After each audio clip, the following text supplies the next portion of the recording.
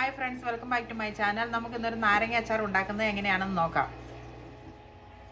അപ്പോൾ നമുക്ക് നാരങ്ങാച്ചാർ വെക്കാനായിട്ട് ഞാനിവിടെ ഒരു 5 ഈ വലുപ്പത്തിലുള്ള നാരങ്ങ എടുത്തിട്ടുണ്ട്. അപ്പോൾ ഇത് നമുക്കൊന്ന് അടുപ്പത്ത് വെച്ച് ഒന്നെങ്കിൽ ഇഡ്ഡലി പാത്രത്തിലോ അല്ലെങ്കിൽ ഇതുപോലെ സ്റ്റീമറിനകത്തോ വെച്ചിട്ട് നമുക്ക് നന്നായിട്ട് വേവിച്ചെടുക്കാം. അപ്പോൾ ഇത് എത്ര സമയം വേവണമെന്ന് ഞാനിത് വെന്ത് കഴിഞ്ഞ് കഴിയുമ്പോൾ എത്ര മിനിറ്റ് വെച്ച് വേവിക്കുന്നുണ്ടെന്ന് ഞാൻ പറഞ്ഞുതരാം. അപ്പോൾ ഇത് തീ ഓണാക്കി നമുക്കൊന്ന് വേവിച്ചെടുക്കാം.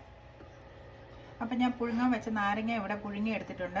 അപ്പം ഇത് ഞാനൊരു 10-12 മിനിറ്റ് പുഴുങ്ങി എടുത്തിട്ടുണ്ടായിരുന്നു. ഇതുണ്ട്, ഇത് നന്നായിട്ട് ഇങ്ങനെ ഞെക്ക് കൊള്ളുന്ന പോലെ പുഴുങ്ങിയെടുക്കണം.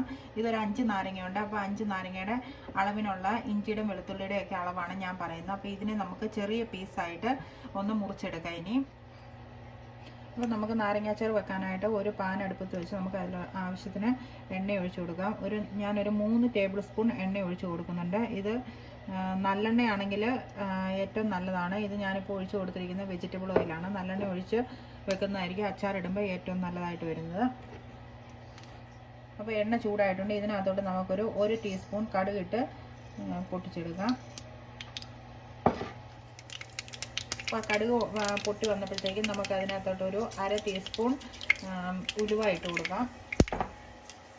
ഉലുവയും കടുകും നന്നായിട്ട് മൂത്ത് വന്നിട്ടുണ്ട്. അപ്പം ഞാൻ അതിനകത്തോട്ട് ഇതൊരു 1.5 കപ്പ് വെളുത്തുള്ളിയും ഒരു കപ്പ് ഇഞ്ചിയും ചെറുതായിട്ട് നീളത്തിൽ അരിഞ്ഞാണ് ഞാൻ ഇതിനകത്തോട്ട് ചേർക്കുന്നത്.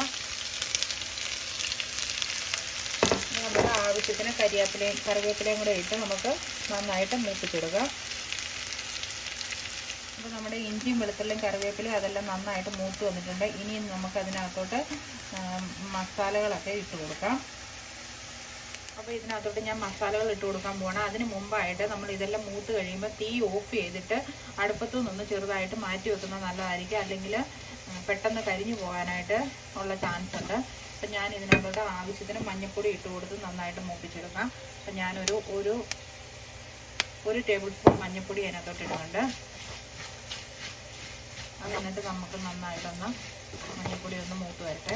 അപ്പോൾ ഈ പാനിൻ്റെ ഈ ചൂട് മതി. ആ ചൂടിൽ കിടന്ന് നന്നായിട്ട് അത് മൂത്തോളും. അപ്പോൾ മഞ്ഞൾപ്പൊടി മൂത്ത് വന്നതിനകത്തോട്ട് ഇതൊരു 4 ടേബിൾ സ്പൂൺ കാശ്മീരി മുളക് പൊടിയാണ് ചേർക്കുന്നത്. അതായത് 5 വലിയ സൈസിലുള്ള നാരങ്ങയ്ക്കാണ് 4 ടേബിൾ സ്പൂൺ കാശ്മീരി മുളക് പൊടിയാണ് ഇതിനകത്തോട്ട് ഇട്ടിട്ട് നമുക്ക് നന്നായിട്ടൊന്ന് മൂപ്പിച്ചെടുക്കാം. അപ്പം ഞാൻ ഈ തീ ഓഫ് ചെയ്തിട്ട് ഞാൻ അടുപ്പിലോട്ടാണ് ഈ പാൻ എടുത്ത് വെച്ചിരിക്കുന്നത്. അപ്പോൾ ആ അടുപ്പിൻ്റെ ചൂട് മതി. ഇത് നന്നായിട്ട് മൂത്ത് വരും, അല്ലെങ്കിൽ ഭയങ്കരമായിട്ട് ഇത് കരിഞ്ഞു പോകും. അപ്പോൾ ഇത് ഇതിനകത്ത് കിടന്ന് നന്നായിട്ടൊന്ന് മൂത്ത് വരട്ടെ. അപ്പോൾ മഞ്ഞൾപ്പൊടിയുണ്ട്, മുളക് പൊടിയുണ്ട് ഇതിനകത്ത്.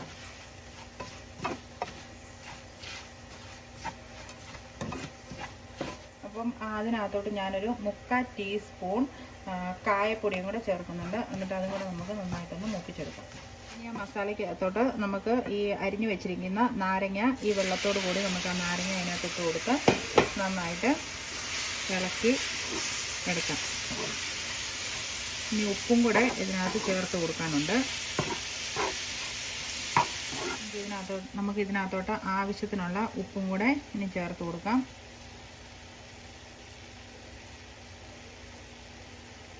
അപ്പം ഞാൻ ഈ നാരങ്ങ ഇതിനകത്ത് വെച്ച് നന്നായിട്ട് ഈ മസാലയ്ക്കകത്തെല്ലാം മിക്സ് ചെയ്തെടുത്തിട്ടുണ്ട്. അപ്പോൾ അതിനകത്തോട്ട് ഞാനൊരു 1/2 കപ്പ് വിനാഗിരി ഒഴിച്ച് കൊടുക്കുന്നുണ്ട്. അപ്പോൾ ഈ നാരങ്ങയുടെ ഈ മഞ്ഞ കളർ ഒരു 2 ദിവസം കഴിഞ്ഞ് കഴിയുമ്പോഴത്തേക്ക് അത് അതിനകത്ത് ആ മസാലയ്ക്കകത്തെല്ലാം നല്ലപോലെ മിക്സായി ആ കളറൊക്കെ അങ്ങ് മാറിക്കോളും. അപ്പോൾ ഈ 1/2 കപ്പ് വിനാഗിരി ഒഴിച്ച് കൊടുത്തിട്ട് ബാക്കി വേണമെങ്കിൽ പിന്നീട് ഒഴിച്ച് കൊടുക്കാം. അപ്പം ഞാൻ അതിനകത്തോട്ട് ഒരു ശകലം കൂടെ ഉപ്പ് ചേർക്കുന്നുണ്ട്. അത് ഉപ്പ് പോരായിരുന്നു. അപ്പം നാരങ്ങ ആകുമ്പോൾ നന്നായിട്ട് ഉപ്പ് ചേർത്തില്ലെങ്കിൽ ഭയങ്കര പുളിയായിരിക്കും. അപ്പോൾ വിനാഗിരി 1/2 കപ്പ് വിനാഗിരി ഒഴിച്ചിട്ടുള്ളൂ, അതിൻ്റെ ആവശ്യമുള്ളൂ. പിന്നെ ഇതിലും കൂടുതൽ ചാറ് വേണമെന്നുണ്ടെങ്കിൽ ഒരു ശകലം വെള്ളം നന്നായിട്ട് തിളപ്പിച്ചാറിച്ച് ഇതിനകത്ത് ഒഴിച്ചിട്ട് ചാറ് പോലെ ആക്കിയെടുത്താൽ മതി.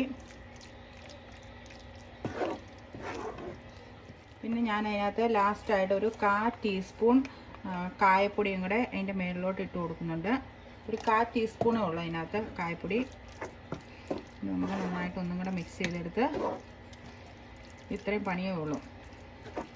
അപ്പോൾ നാരങ്ങ അച്ചാർ റെഡി ആയിട്ടുണ്ട്. അപ്പോൾ നിങ്ങൾക്ക് എല്ലാവർക്കും എൻ്റെ ഈ ചാനൽ ഇഷ്ടപ്പെടുകയാണെന്നുണ്ടെങ്കിൽ നിങ്ങളെല്ലാവരും ഈ വീഡിയോ ഒന്ന് ഷെയർ ചെയ്യുക, ലൈക്ക് ചെയ്യുകയും കമൻറ്റ് ചെയ്യുക, അതുപോലെ തന്നെ സബ്സ്ക്രൈബ് ചെയ്യുകയും ചെയ്യാൻ മറക്കരുത്. അപ്പോൾ thanks for watching. See you next time.